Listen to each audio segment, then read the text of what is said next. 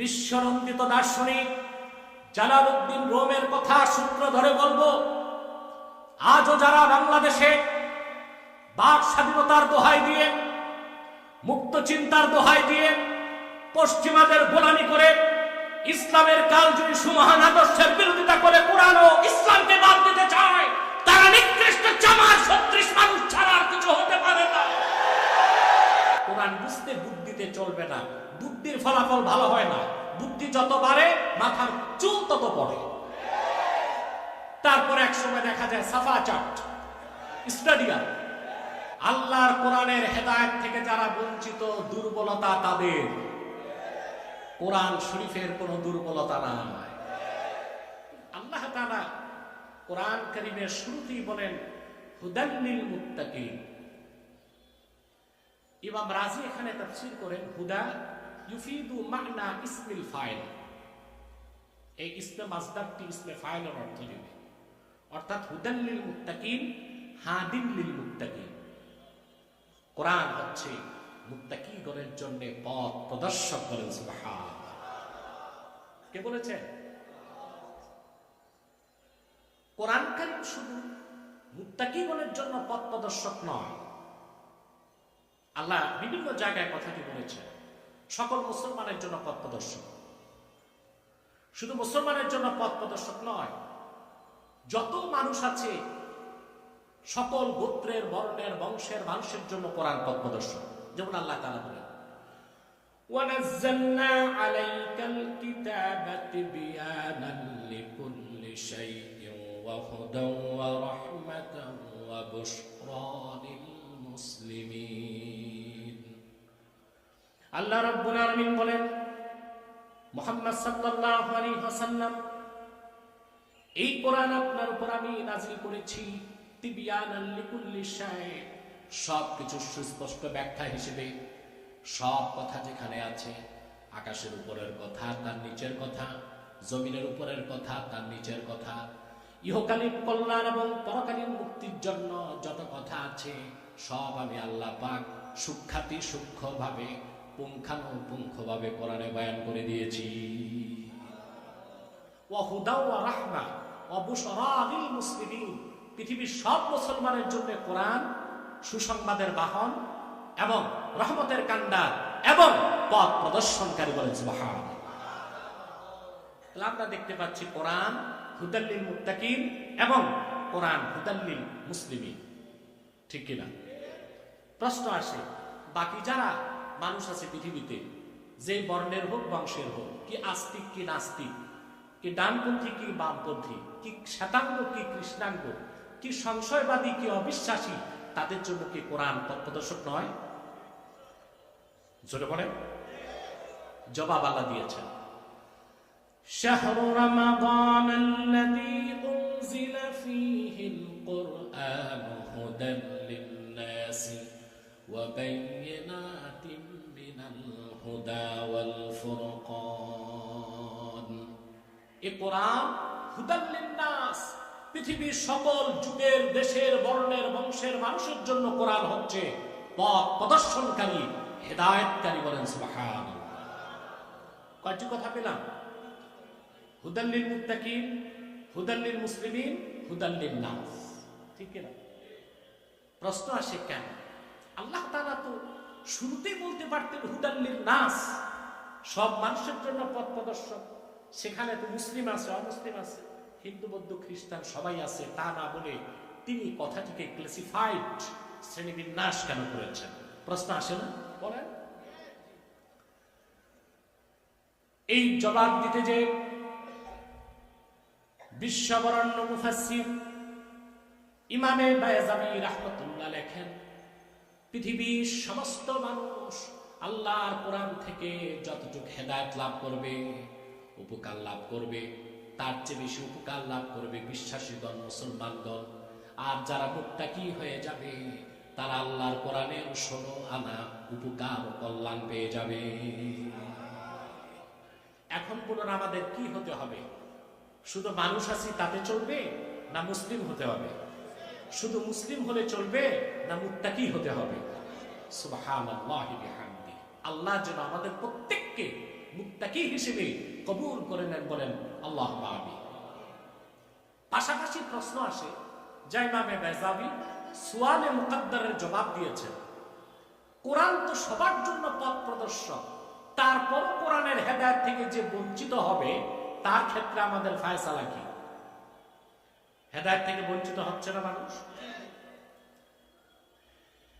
এটার জবাবে ইমাম বাইজাবি লেখেন, কোরআন কারীম হচ্ছে কাগজা সালেহ, অতি উত্তম বেহেশতের খোরাক, জান্নাতি খাবার তুল্য, অনেক দামি খাবার, ভালো জিনিস, সবার তো সহ্য হয় না, বরদাস্ত হয় না, সবাই খেতে পারে না। পারে? এটার আবার চমৎকার উদাহরণ দিয়েছেন জালালউদ্দিন রুমি রাহমাতুল্লাহি আলাইহি তার কিতাবে। তিনি বলেন, গল্পের আকারে তিনি বলেন, বাগদাদের পার্শ্ববর্তী অঞ্চলে শহরতলিতে ছিল আত্তারদের আস্তানা। আত্তার বলা হয় যারা আতর তৈরি করে এবং বিক্রি করে, বুঝলেন? তাদের দোকানপাট ছিল বাগদাদ শহরে। আর শহরতলিতে ছিল চামড়া ব্যবসায়ী, চামার যারা চামার, তাদের বাড়ি ঘর।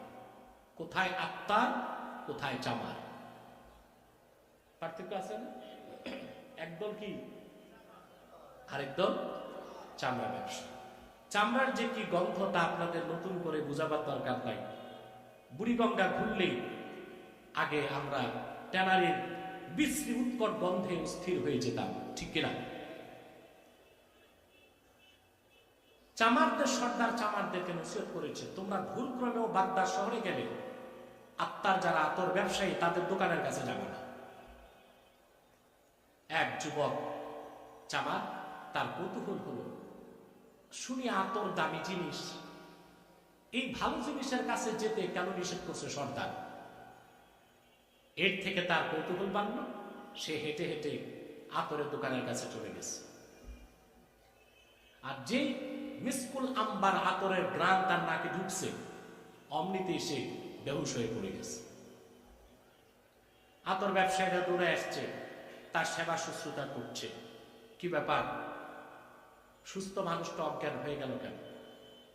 ওই চামারের স্ত্রী খুঁজতে খুঁজতে চলে এসেছে, দূরে দাঁড়ায় বলে, ভাই সব, তোমরা যত তার কাছে যাবা আতর ব্যবসায়ীরা, তার জ্ঞান আরো ফিরবে না। বলে কেন? বলে আমরা হচ্ছি জাতে চামার, মিসকুল আম্বার এত দামি আতরের গ্রান আমাদের সহ্য হয় না। ভুলক্রমে সে চলে এসেছে, আতরের গ্রানে হুঁশ হারায় ফেলছে। বলে তো কি করতে হবে? বলে পচা চামড়ার একটা টুকরা পাঠাচ্ছে, এটা তার নাকে ধরলেই তার জ্ঞান ফিরবে।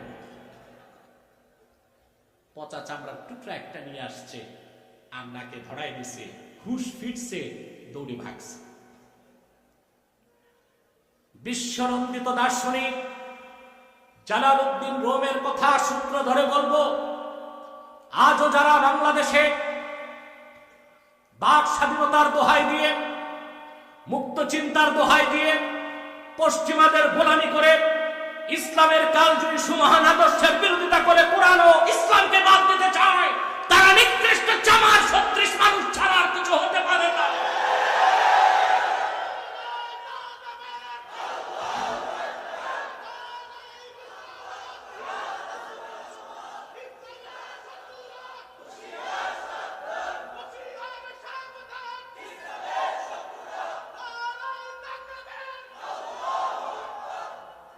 তাহলে আল্লাহর কোরআনের হেদায়েত থেকে যারা বঞ্চিত, দুর্বলতা তাদের, কোরআন শরীফের কোনো দুর্বলতা নাই।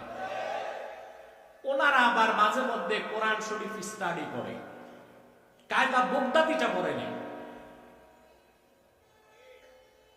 কোরআন শরীফ চর্চা করে। বলে আমরাও তো কোরআন হাদিস পড়ি। জিজ্ঞেস করা হয় একটু কায়দা বগদাদিটা পড়েন, তাও কিন্তু পারবে না। এত সহজ কোরআন শরীফ পড়া আর বুঝা, তাহলে মাদ্রাসা কি দরকার? গিরিশচন্দ্র সেন কোরআন কারীমের অনুবাদ করেছে, আমরা জানি, ঠিক কিনা? মনে রাখবেন, সে প্রথম বাংলা অনুবাদক নয়। হিন্দুরা আমাদেরকে ভুল ইতিহাস শিখিয়েছে। কোরআন শরীফের প্রথম বাংলা অনুবাদক বাংলাদেশের মৌলভী আব্দুর রহমান বসুনিয়া। সপ্তম অনুবাদক ছিল গিরিশচন্দ্র সেন। অনুবাদ করতে যেও তাকে আরবি ভাষা করতে হয়েছে 17 বছর। কত বছর জোরে বলে? আর ওনারা বুদ্ধিজীবী হয়ে গেছে, মানে এতই সহজ ভাবতেছে কোরআন শরীফ পড়বে আর বুঝে যাবে। কোরআন বুঝতে বুদ্ধিতে চলবে না, জ্ঞান লাগবে, হিকমা।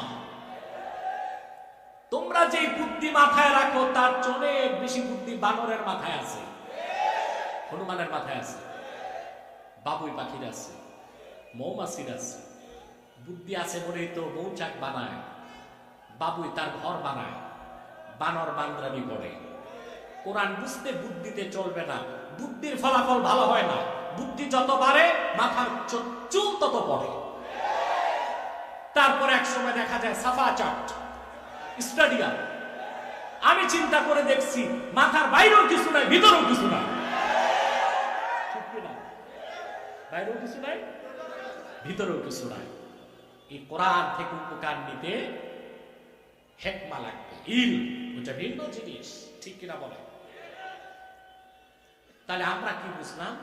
কোরআন কারীম সবার জন্য পথ প্রদর্শক, মুত্তাকিদের জন্য পথ প্রদর্শক, সকল মুসলমানের জন্য পথ প্রদর্শক, সকল মানুষের জন্য পথ প্রদর্শক। ঠিক কিনা বলে? তাহলে আমাদেরকে এখন কি হতে হবে?